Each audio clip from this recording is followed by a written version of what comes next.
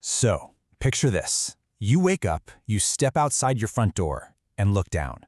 But instead of sidewalks or a driveway, there's just nothing. No suburbs, no streets leading back to the mainland. You're just standing there on a steel road, suspended right above hundreds of miles of dark, churning water. I mean, it sounds exactly like the opening of a sci-fi novel, right? But the crazy thing is, this was absolutely real. Just think about the sheer, absolute isolation of that for a second. Every single direction you look, a full 360 degrees, is nothing but the open Caspian Sea. You are completely disconnected from solid Earth. It really forces you to wonder, how could anyone actually live like this? And honestly, who in their right mind would even attempt to build a civilization all the way out there? Okay, let's dive into this, because the subject of today's explainer is just mind-blowing. We're talking about Neft Daşları. This was a completely secret Soviet city, and literally the world's first offshore city built entirely on the sea. Now keep in mind, this was decades before those massive offshore oil platforms we see today became common. Long before modern deep-sea engineering was even a thing, this massive supercity was already up and running.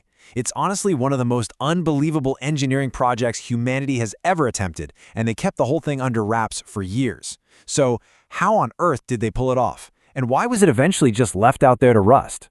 Well, to really understand the how, we've got to look at the why. The story kicks off right after World War II. The stakes were incredibly high at the time, and the Soviet Union was in a real state of desperation. They absolutely needed oil, like desperately needed it, to rebuild and power their empire. So in 1949, their geologists are out there searching relentlessly, and they stumble upon this enormous, practically unbelievable discovery. Right beneath the Caspian Sea lay a massive, colossal oil field. But of course, there was a major catch. The location was basically impossible to reach. There was absolutely no land to drill from, just wild, unpredictable, open ocean. And this brilliantly illustrates just how crazy the logistics were. This oil field was sitting a full 40 kilometers away from the nearest coastline of Azerbaijan. I mean, that's straight out into open water. Most engineers back then would have looked at those numbers, laughed, and totally given up. It was just way too far, too deep, and way too hostile. But instead, the Soviets made this wild decision. They weren't just going to build a rig. No, they decided to build an entire, fully functioning city right on top of it. But how do you even lay a foundation when there's literally no ground? Their solution was just unbelievable. Okay, so step one, take a bunch of decommissioned ships, sail them all the way out to the site, and deliberately sink them right there in the ocean to create an artificial foundation. Seriously. Then, step two, they attached these towering steel platforms right on top of all that sunken scrap metal. And finally, step three, connect the whole shebang with miles and miles of elevated bridges. They were literally building a brand new world out of sunken steel. Now, once they actually had that foundation in place, the pace of construction absolutely exploded. Piece by piece, month by month, this total miracle of engineering rapidly expanded right across the water. Elevated roads began stretching further and further out across the sea. The oil rigs multiplied like wildfire. And then, and this is the craziest part, actual multi-story apartment blocks started rising up directly above the crashing waves. It almost felt like it transformed overnight. This wasn't just an isolated oil platform anymore. It was a full-blown industrial metropolis rising straight from the deep.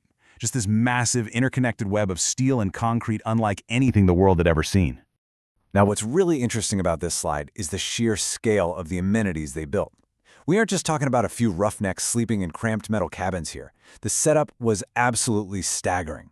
They had real restaurants, a bakery churning out fresh bread every single day, a fully functioning hospital, a movie theater, and, get this, an actual football field out on the water. But probably the most incredible detail, they actually loaded up barges with soil from the mainland, sailed it out there just so they could plant lush green gardens right on top of this steel island. They literally terraformed the ocean. To put that into perspective, at its absolute peak, the population of this floating megastructure surged to over 5,000 workers. 5,000 people, all living, working, sleeping, and yeah, playing football, completely suspended above the dark waters of the Caspian Sea. The workers would spend weeks at a time out there, living this almost entirely normal civic life in a completely, utterly abnormal environment. It was a thriving, bustling community that was just entirely isolated from the rest of the planet. And because of its massive scale and just the sheer audacity of the whole project, this floating city quickly became a huge global symbol. It was basically the ultimate showcase of Soviet engineering prowess, this really loud, bold declaration that human will could conquer even the absolute most hostile natural environments on Earth. For decades, it stood there as this massive monument of industrial triumph. People were proudly calling it the eighth wonder of the industrial world, and honestly, you can totally see why. As oil production kicked into high gear, the city's footprint just grew exponentially. If you were in a helicopter looking down at the Caspian Sea from a bird's-eye view, it honestly looked like a giant metallic spider, with these incredibly long steel legs spreading further and further across the dark blue water. There were hundreds of drilling platforms at this point, all connected by this insane network of elevated bridges that eventually stretched for hundreds of kilometers. And at night, the sight was absolutely breathtaking. You'd have thousands of lights reflecting off the sea. It looked exactly like a brilliant, glowing, futuristic city just hovering right above the water's surface. Let's move to and see how this built, because, well, everything changed dramatically. You see, the peak of this futuristic city was heavily dependent on the immense power and funding of the Soviet Union. So, when the Soviet Union collapsed in the early 90s, Neft Daşları pretty much fell right along with it. The investment completely dried up overnight. Plus, new, way more productive offshore fields were being discovered elsewhere, which kind of made this wildly expensive sea city totally obsolete. And when you stop funding maintenance, which, by the way, is absolutely crucial when you're dealing with a highly corrosive saltwater environment, well, things go bad fast. The rust just began to take over. Without that 24/7 constant upkeep, the consequences were, honestly, they were terrifying. Remember, this was a brutal environment where the sea was always trying to take back what belonged to it. Massive storms battered the aging steel. Severe weather completely wrecked the bridges. Pretty soon, entire sections of this once great city had to be just completely abandoned. Without armies of engineers actively fighting back the decay, the ocean's salt just ate right through the massive supports. And slowly, tragically, entire elevated roads and apartment buildings literally collapsed directly into the churning waves below. Nature had basically hit the undo button and started the slow, inevitable process of reclaiming the city. Which brings us to the incredibly poignant reality of today. Surprisingly enough, Neft Daşları hasn't entirely vanished into the depths just yet. Instead, it kind of stands there as this rusted, crumbling giant, almost completely frozen in time.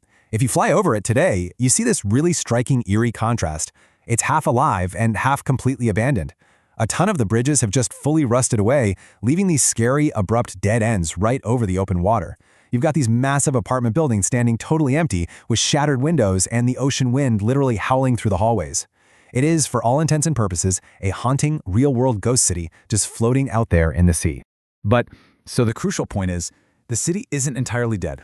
Actually, scratch that. It's more like it's on life support. Because incredibly, despite the crumbling ruins and those super dangerous conditions, around 2,000 rotating workers still brave the elements out there today. Crazy, right? Oil production actually does still continue, obviously on a much smaller scale than its glory days. But these modern workers are essentially living right alongside the ghosts of the past. They occupy the few buildings that are still structurally sound, and they have to carefully navigate the steel bridges that haven't surrendered to the sea quite yet. It's just this incredibly surreal hybrid existence of ongoing working industry sitting right in the middle of overwhelming decay. You know, the story of Neft Daşları is way more than just a footnote in oil history. It's absolute proof that humans possess this wild ingenuity to build sprawling cities in practically impossible places. But on the flip side, it also clearly shows that even our absolute greatest engineering marvels cannot escape the relentless passage of time.